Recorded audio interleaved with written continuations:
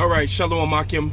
Yahawah Shema Shai Brakathum. May Yahawah Shema Shai continue to be with you in your house. And may you continue to flourish in righteousness. All praises to Yahawah Shema Shai.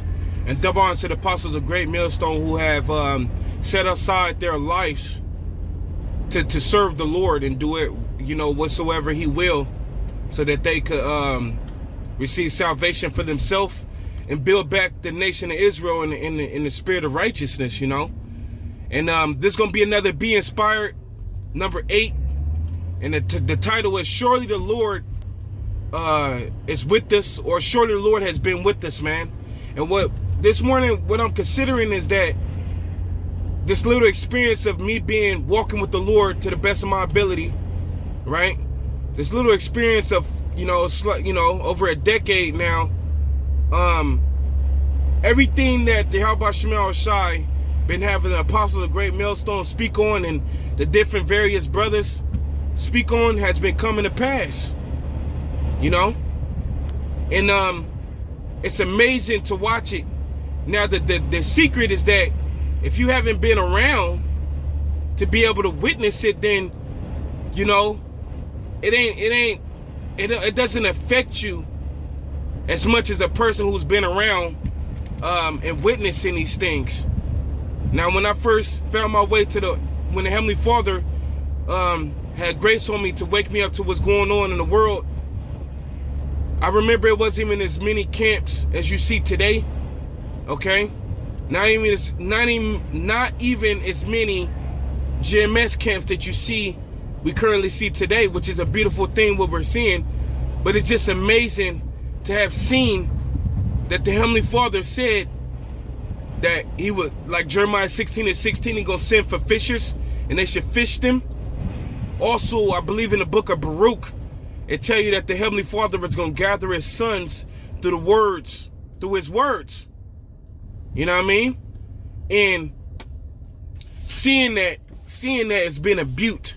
It's been a beauty, man. And I strongly believe the Lord is with us. Now, the average citizen or the commoner, he cannot grasp the fact that the Heavenly Father is using us Negro, Latino, Native Americans, the one He has woke up to tell the world what the deal is, man. They can't grasp because of our history of being in America, our current situation of being in America. We're poor, we ain't got shit. We got the worst stigma that man could have on him in all history. How in the hell could we have the words of life? But the scriptures also tell you in Wisdom of Solomon, the 5th chapter, that they should be amazed at the strangeness of our salvation, so far beyond what they look for. So these people, they're not gonna grasp the fact that the Heavenly Father has been using us, man.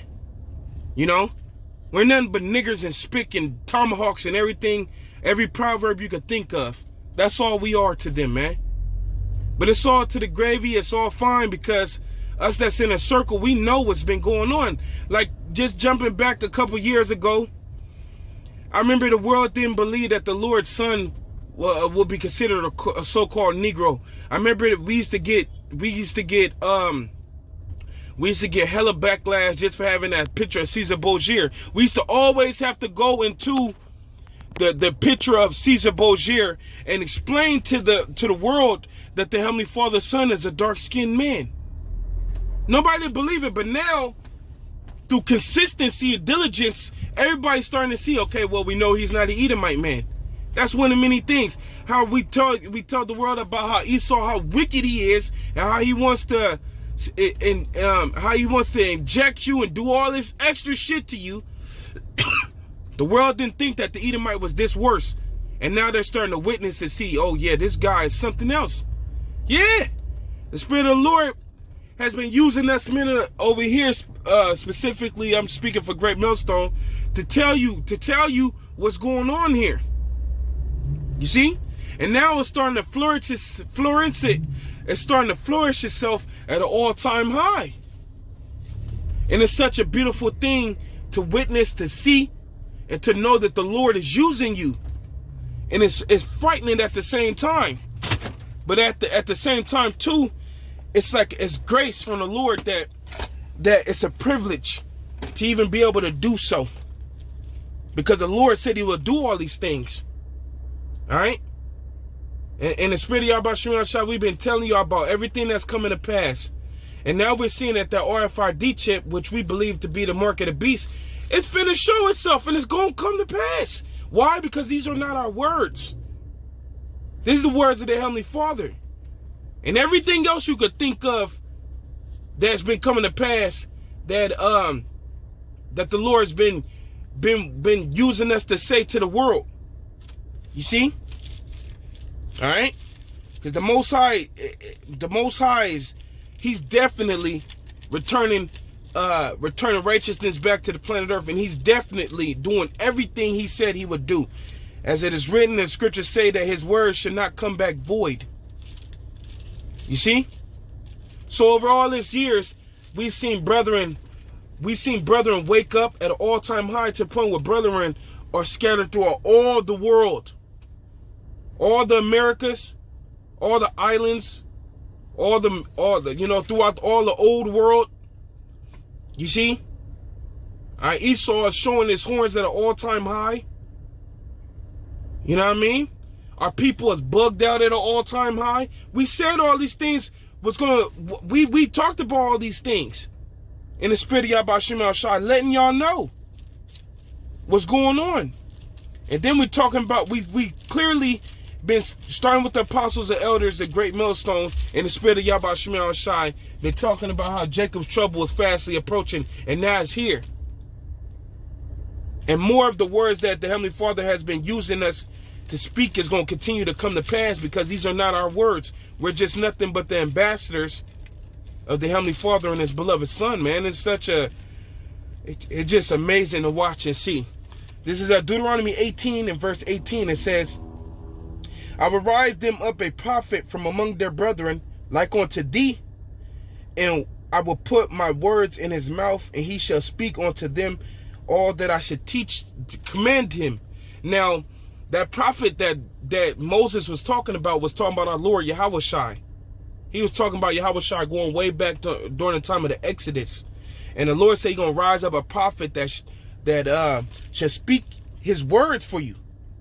And we should listen to him. Now Yahawah, before he left, he gave the keys to Peter. You know, meaning gave him an authority.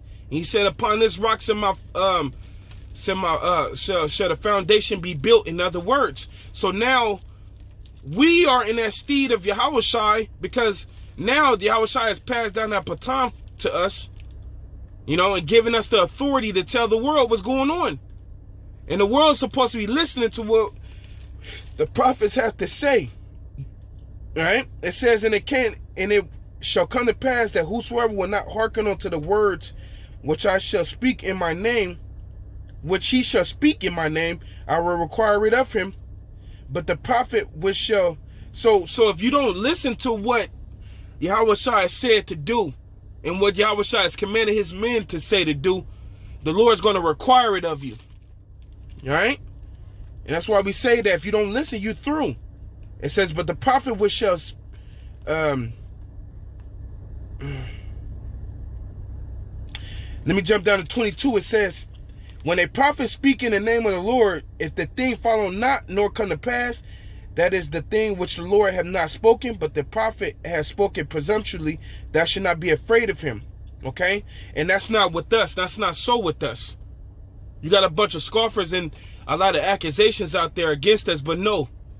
All what we've been speaking has been in the Spirit of Yahawah, and it's been coming to pass, man. It's been coming to pass. And now we're seeing the major prophecies coming to pass, which is starting to come to pass, which is they finna push that market, try to shove that market of beast in you, and they finna go to war. They finna go to war. All right? The chariots been showing themselves. You know, Esau's being exposed at all-time high. It's been coming to pass. Enjoy what we've been seeing. Be inspired. Number 8. The Lord has been with us. Shalom.